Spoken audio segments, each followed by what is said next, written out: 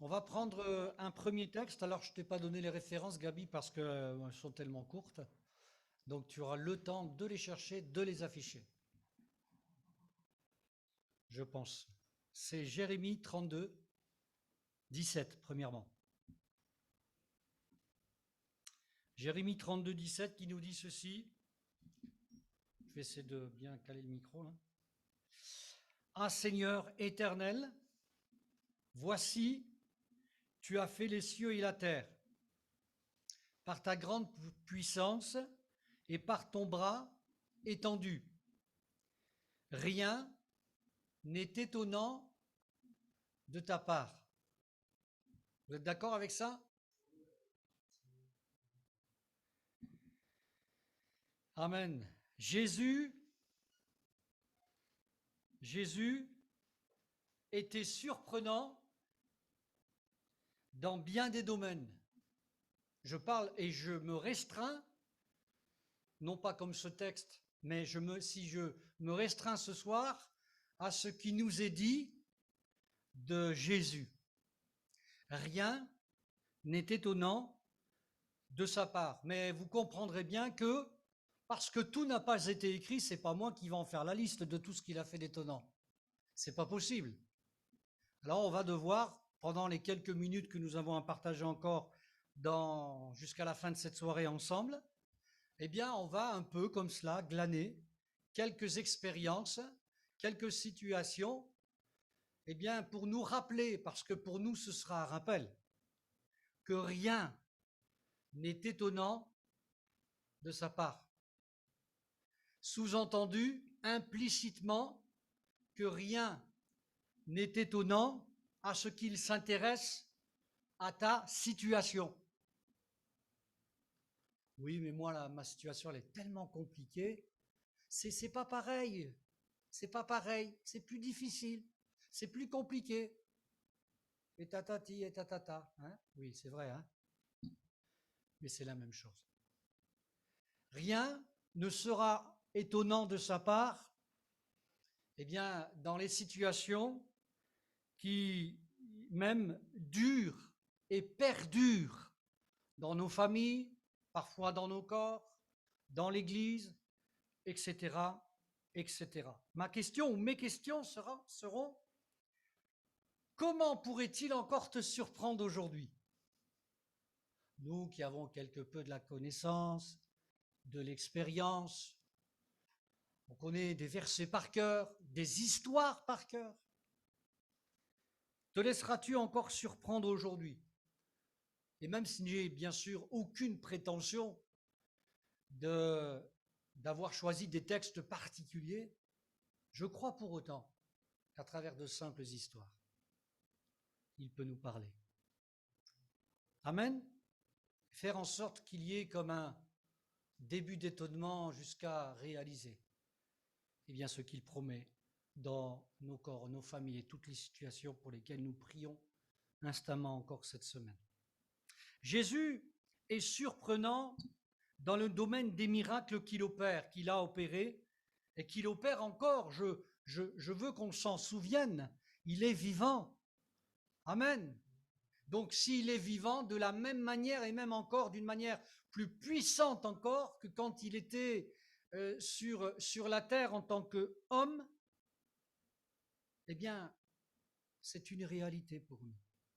Face à la maladie, est-ce que vous pourriez, je voudrais avoir un petit échange avec vous, me citer un miracle où une maladie a été vaincue dans la Bible? Allez-y, on s'exhorte. La Bible dit qu'il faut s'exhorter. Hein? Les lépreux, on a de multiples histoires. Les différents aveugles, oui. La femme à la perte de sang, 12 années, hein, il me semble. 12 années. Hein. Paralytique. Pas une petite. Donc là, c'est une sacrée maladie. Oui, il était malade. Hein. Il était malade. La mort. La mère de Pierre. Ben, disons qu'il y a beaucoup de maladies qui mènent à la mort. La fille de Jairus.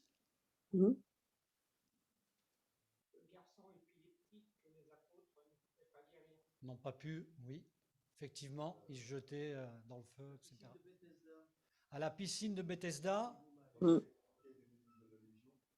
Alors là, on parle d'abord de guérison physique. J'ai essayé d'en garder un petit peu pour le reste. Ben, puisque tu dis cela, un exemple de possession, délivrance de possession. Alors, possession. Mais démoniaque de Gadara. L'a dit. Hein? Oui.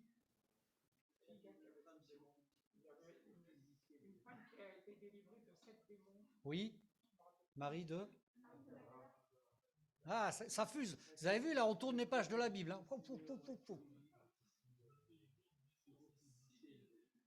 Ouais, enfin, peu importe, après, on n'est plus à 1000 près. Hein.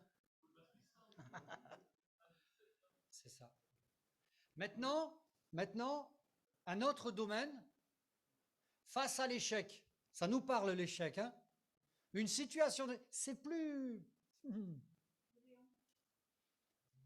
du temps de Jésus. Ah ouais, du temps de Jésus, je suis obligé de... Ouais, oh, oui. Judas, ouais, mais il est mort. Hein. Mais alors, la pêche miraculeuse, mais avant qu'elle soit miraculeuse. Et ouais, c'est ça. D'un échec, et c'est très important. Quand on est dans l'échec, le Seigneur, il le transforme. On pourrait dire, il transforme l'essai. Hein? C'est beau ça. Ça nous parle aussi. Nous pouvons, en tant que chrétiens, être dans l'échec, avoir vécu un échec. Oui, brigand sur la croix, c'est un échec pour qui? Alors, l'un des brigands. Le brigand. Ouais.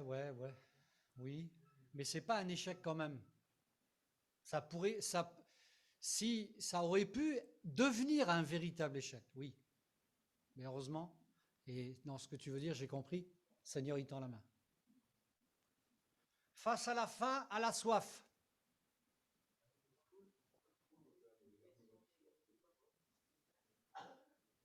Deux multiplications. Vous en souvenez combien à peu près la première et la deuxième? 5 pains de poisson. 5000, sans compter, bien sûr, parce qu'elles ne comptent pas les femmes et les enfants. Oui. Mais là, on est déjà sur la faim et la soif. Mais tu as raison, Gabi, tu as raison, c'est vraiment très bon. Échec de la famille. Ah ouais, c'est très très bien, ouais.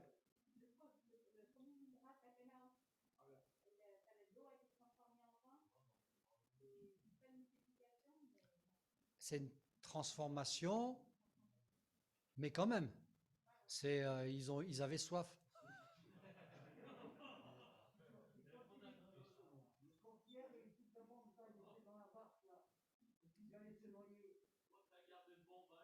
Oui. La faim et la soif? Oui. Oui, mais ça a été dit. Mais là, on est à la faim et à la soif. Comer.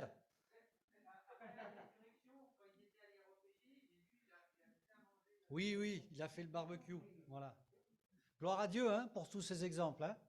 Vous avez vu, c'est bon de partager la parole de Dieu hein, sous cette forme aussi. Et puis il y a d'autres exemples. Alors, ces exemples du temps de Jésus. Ah, si on commence avec l'ancien aussi. Alors simplement, continuez dans la même direction et vous parlez non pas d'histoire biblique, mais d'histoires qui disent que la Bible est vraie, qui disent que la Bible est bien réelle. Un peu comme si nous, on rendait témoignage. Une première, cette histoire, cette anecdote s'appelle « C'est Dieu qui est le maître de toutes choses ». C'est Dieu qui est le maître de toutes choses. Donc, quand Léa se fit piquer par un scorpion, ce fut pour nous l'occasion d'expérimenter la grâce du Seigneur. Cela arriva à 5 heures de l'après-midi et il ne me fallut qu'un instant pour réaliser que nous n'aurions pas le temps de nous rendre à l'hôpital voisin pour administrer une piqûre antipoison à Léa. Il ne me fallut qu'un instant aussi pour me rappeler ma propre douleur lorsque je fus piqué l'an dernier également par un scorpion. Une douleur insupportable à tel point que je m'étais brûlé au 1er degré en trempant ma main dans de l'eau bouillante pour tenter de soulager la douleur. Aussi, ma décision fut prise et résignée. Rentrons et prions. Et là, en quelques mots seulement, nous avons demandé au Seigneur de guérir Léa, notre petite fille. J'en avais les larmes aux yeux et la gorge sèche. Vous pouvez imaginer notre reconnaissance lorsque progressivement toute la douleur a cessé. Nous avons un peu mieux compris qu'il fallait nous reposer sur le Seigneur. Et pourtant, la leçon n'était pas complète.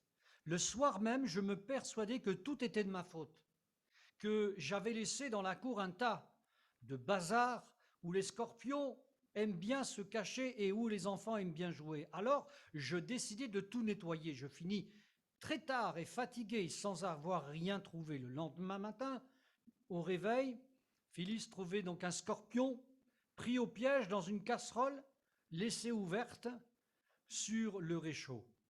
C'était comme si Dieu me disait, tu vois, ce n'était pas la peine de remuer toute la maison. C'est moi qui suis le maître de toutes choses. Par la suite, nous avons encore trouvé d'autres scorpions, mais nous avons été à chaque fois protégés. Et cette histoire finit par un extrait du psaume 91. Écoutez bien, mes frères et sœurs, puisqu'il m'aime, je le délivrerai. Amen. Gloire à Dieu. Allez, pour les plus âgés, une autre histoire, pour nous dire que le Seigneur, eh bien, il n'y a pas de date de péremption pour nous guérir. J'aime à le dire. Je crois que c'est important. Déborah, c'est juste le titre, âgée de 80 ans et entièrement pliée sur son bâton, une vieille femme de la tribu encore païenne des Bétés, Côte d'Ivoire, s'était fait accompagner à la station d'Aloa, faisant profession de vouloir se convertir. Et en effet, elle avait confessé ses fautes et accepté le pardon et la vie de Jésus-Christ. Jusque dans son corps, cette vie s'est manifestée, rajeunissant de 15 ans. Elle s'était redressée et avait jeté son bâton. Elle ne cessait de parcourir le pays, engageant jeunes et vieux à se tourner vers Dieu. Elle avait conscience d'avoir un ministère d'intercession en faveur de son peuple, sachant que seule la prière persévérante pouvait fléchir le bras de Dieu. En effet, après quelques années, des missionnaires furent amenés à s'intéresser au pays Bété. L'évangile y pénétra et y porta ses fruits.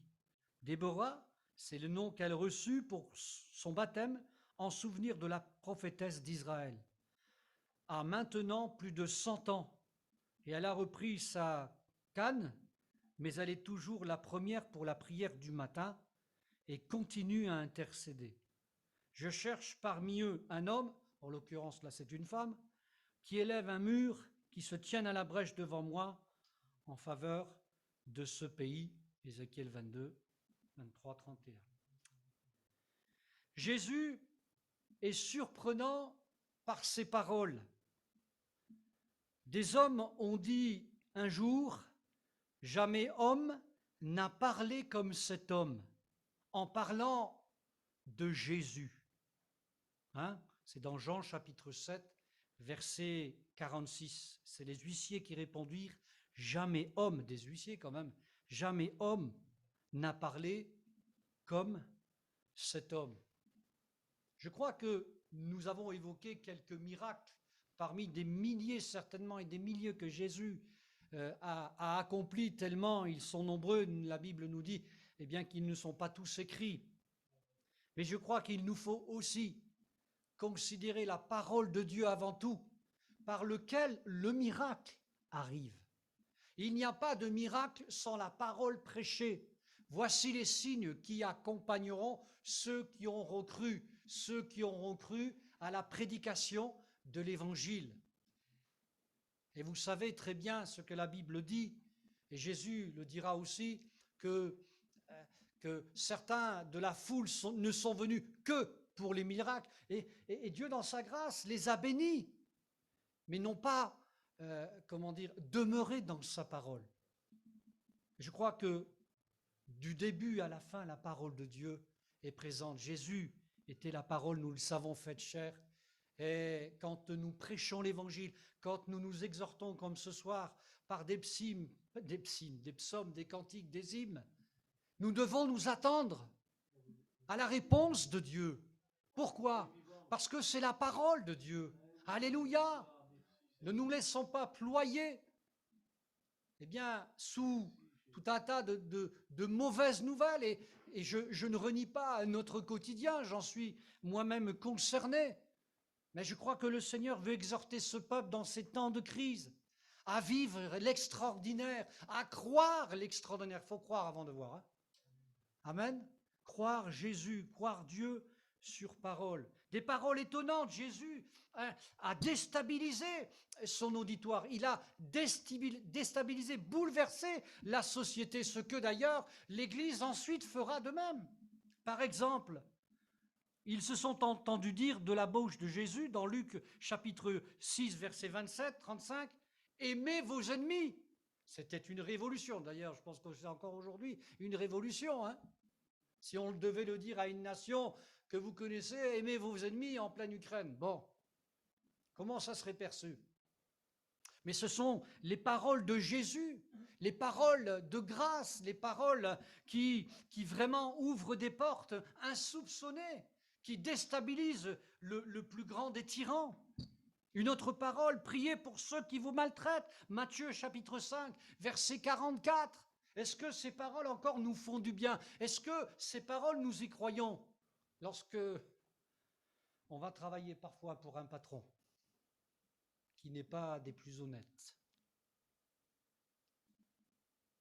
Il vous maltraite peut-être, ou il vous a maltraité, et pourtant il faut l'aimer.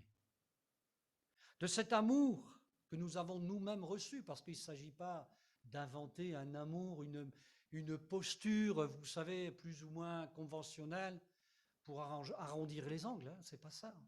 Cet amour, on le reçoit de Dieu, il est pur. Si quelqu'un te frappe sur la joue, Luc 6, 28, rends-lui l'appareil. Non, hein? Bien sûr que non. Eh oui. Mais c'est une réalité, mes frères et sœurs. Pas facile à accomplir, mais c'est quand même une réalité. C'est Jésus qui l'a dit. Si quelqu'un prend ton manteau, si en plus c'est une fourrure ou je ne sais pas, une marque, ne l'empêche pas, Luc 6, 29. Et il y aurait encore tellement de choses à dire concernant les paroles étonnantes de Jésus qui en ont surpris et déstabilisé plus d'un. Jésus, par exemple, est aussi surprenant dans ses jugements qu'il prononce. Le cas, justement, très connu et que nous connaissons nous aussi, de la femme qui a été prise en flagrant délit d'adultère. Je dis la femme prise en flagrant délit d'adultère parce que l'homme, on ne sait pas où il est. Il a fait scapa parce qu'il savait ce qu'il attendait. Et cette parole extraordinaire qui va conclure pratiquement cette histoire de ce dialogue avec Jésus, avec cette femme, enfin dialogue, si l'on peut dire, elle était sous le poids de la culpabilité et elle n'avait plus rien à dire. Que celui qui n'a jamais péché lui jette la première pierre. Quel étonnement qu'il y a dû avoir, quel silence il y a dû avoir dans l'auditoire. Sommes-nous prêts à pardonner de la sorte, de la même manière, mes frères et sœurs? J'ai rencontré beaucoup de situations dans ma propre vie où la clé du miracle, où la clé de la guérison, je ne le savais pas encore, était le pardon. Le pardon inconditionnel qui dans certains cas ne peut venir. La force ne peut nous venir que de Dieu. Ne nous racontons pas d'histoire dans certaines situations, c'est impossible. Mais quand c'est possible, quand nous commençons à répondre, parce qu'il en est toujours ainsi, aux appels incessants du Saint-Esprit qui nous poussent à pardonner l'impardonnable, mais qu'est-ce que c'est bon, qu'est-ce que c'est extraordinaire de voir combien le Seigneur est tout-puissant et de voir combien l'ennemi est désarçonné. Il n'y a plus aucune prise et il est furax, comme diraient certains. Il n'en peut plus, il ne supporte pas cette situation. Combien c'est bon de voir une famille entière se réconcilier. Amen. Amen. Et j'aurais pu, comme cela, prendre des tas de situations, des tas de témoignages pour nous confirmer ici ou là que Jésus nous étonnera toujours, quoiqu'il n'y ait rien d'étonnant de sa part. Pour nous dire ce soir, dans un cas bien précis, dans notre quotidien, dans notre famille, rien d'étonnant de sa part. Éphésiens 3,20 nous dit ceci, ça sera le deuxième texte et le dernier. Des fois, il y en a plus, mais là, non. Éphésiens 3,20 nous dit, 3,20, « Or à celui qui peut faire, par la puissance, écoutez bien, parce que vous connaissez ce texte, mais on va trop vite, par la puissance qui agit en nous. » Donc, ce n'est pas la peine de te mettre de côté et de dire, « Seigneur, va, fais-le. » La puissance qui agit en nous. Donc, on est bien concerné, parce que la puissance qui agit en nous, il va utiliser nos bras, nos mains, notre bouche, nos jambes, à nous, quoi. Nos faibles mots, nos faibles bagages, notre faiblesse, quoi. La puissance qui agit dans la faiblesse, la puissance qui agit en nous, amen. Et donc, infiniment au-delà de tout ce que nous demandons et pensons. Faites l'expérience de demander jusqu'à que vous ayez plus d'idées. Essayez. Vous avez vu des fois, on prend des sujets de prière. Ce soir, c'était un peu plus libre, on en connaissait. On fait comme ça, des fois on fait autrement. Il n'y a pas de règle. Mais faites l'expérience. Vous avez du jour, surtout faire l'expérience. Vous avez le sujet de prière. Et après, vous n'avez plus rien à dire. Eh bien, sachez une chose. Sachons une chose. Rappelons-nous d'une chose. C'est qu'il y a quelqu'un qui continue la liste. Et qui va au-delà. Nous, on a le titre, on a un peu le détail, mais lui, il a tout. Quand on donne le nom d'une personne, il connaît le jour où elle est née, il connaît même avant comment elle serait avant de naître, et tout le reste. Ça, c'est notre Dieu. Si nous, on devait commencer à énumérer tout ça, on y sera encore. Et ça, c'est notre Dieu, mes frères et sœurs. Rien n'est étonnant de sa part. Alléluia. Je bénis le Seigneur pour cela. Or, à celui qui peut faire, par la puissance qui agit en nous. J'aimerais vous reteniez ce texte en partant ce soir, Éphésiens 3,20. Par la puissance qui agit en nous. Vous comprenez que c'est important pour nous de nous réunir dans la prière. Parce que ce n'est pas une puissance. Vous savez, il y en a, ils parlent du Saint-Esprit, c'est une puissance. Moi, il y a des trucs qui m'énervent quand on parle du Saint-Esprit. Le Saint-Esprit, c'est un gentleman. Le Saint-Esprit, c'est ceci, c'est cela. Le Saint-Esprit, il est Dieu.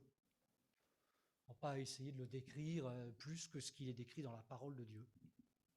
Et ça nous suffit. Laissons-le faire. Alléluia. Laissons-le faire.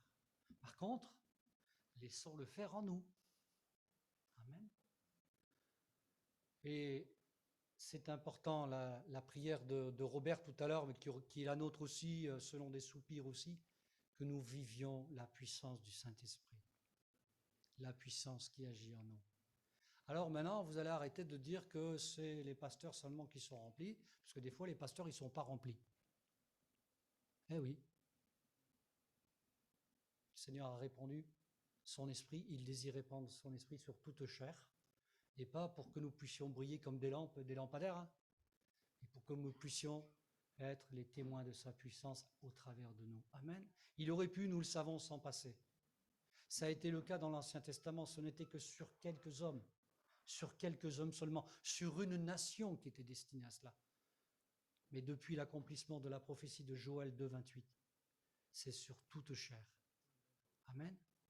Je ne sais pas, vous avez raconté le témoignage qu'on a eu à Saint-Chamond avec la femme? Je me permets de le... On a reçu un témoignage pour vous dire que c'est étonnant. Alors c'est vrai, vous savez, quand on a un témoignage comme ça d'une personne qu'on ne connaît pas, on se méfie un peu. Surtout à une première réunion. Mais le Seigneur nous a étonnés. D'une femme qui a connu l'évangile depuis longtemps, hein, je veux dire dans cette ville, et qui avait été encore une fois amenée par une personne.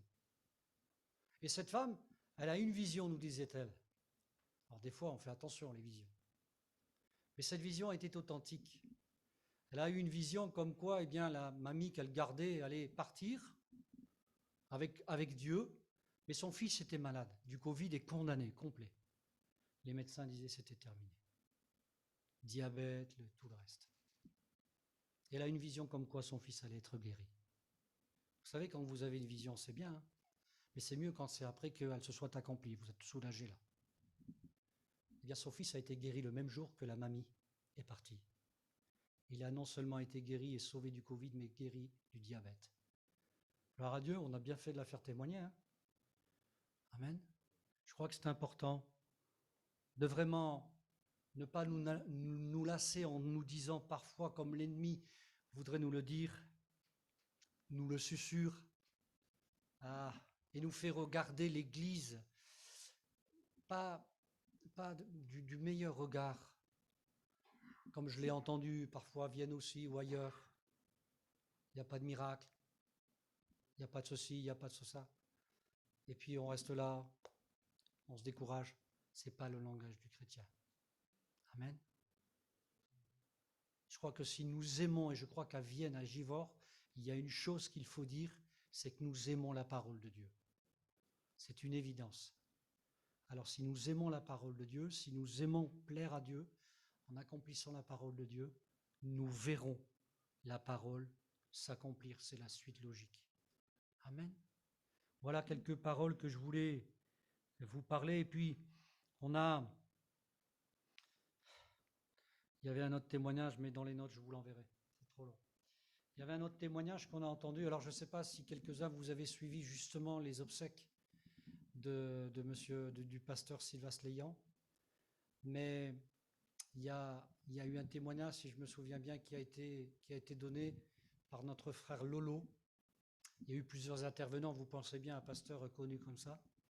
Et puis le frère disait qu'un jour, il y avait une femme qui avait perdu son mari. Ils étaient un petit peu dans la musique au niveau de l'église. Et voilà, son cœur avait du mal à être consolé, on le comprend, son mari lui manquait. Et ce qu'elle a fait, parce qu'elle était bien à l'église, elle a déménagé, elle s'est donc rapprochée au plus près de l'église. Et sa fenêtre donnait sur l'église, pour vous dire. Hein, donc elle n'avait pas plus près, c'était presque la concierge de l'église. Hein, voilà. Mais voilà, et puis un jour, elle se réveille de la sieste, et voilà, elle se réveille de la sieste, et puis sa fenêtre était ouverte. Mais quelque chose s'est passé. Alors, quand le frère y racontait, je ne comprenais pas trop. Et ses prières étaient sur la consolation. Seigneur, console mon cœur, aide-moi pour la séparation, etc. Et nous savons, selon la Bible, que le Seigneur est le Dieu de toute consolation. Mais il fait comme il veut pour consoler une personne. Et cette femme, à un moment donné, eh bien, elle a vu dans l'église une chorale, comme par hasard une chorale. Elle a vu une chorale. Et elle a vu un chef d'orchestre comme ça qui dirigeait la chorale. Voilà. Vous savez ce qui s'est passé? vous serez surpris ou non, celui qui dirigeait la chorale s'est retourné vers elle, c'était l'image de son mari. C'est étonnant ça, hein? Comme si le Seigneur dit, voilà, tu vois, sois consolé, il est avec moi. Et oui, la chorale a disparu. C'est formidable ça. Hein?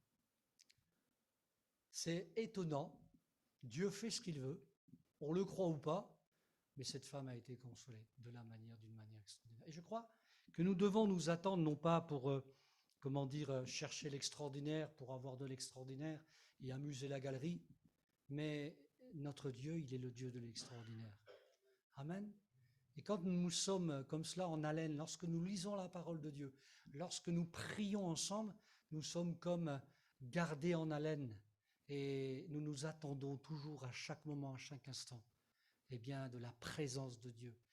Ça se passe, et c'est pas pour autant qu'on va rechercher ces choses, mais quand ça se passe, qu'est-ce que c'est bon. Amen.